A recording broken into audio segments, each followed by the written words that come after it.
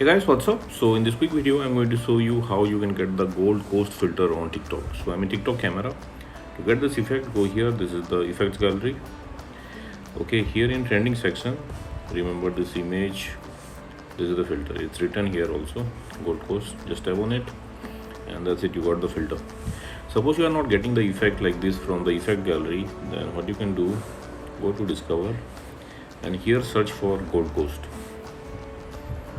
Okay, on the top row you will see the effect icon. Just tap there and you will be directed to the effect page. Now from here you can add it to your favorites, and at the bottom of the screen you will see try this effect. Tap there to use the effect.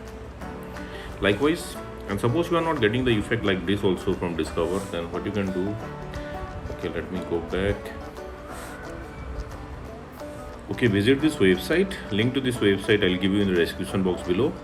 So here in this website you will see the effect icon. Just tap there and open it with TikTok. You will be directed to the effect page again. Tap on the record button at the bottom of the screen and that's it, you got the filter.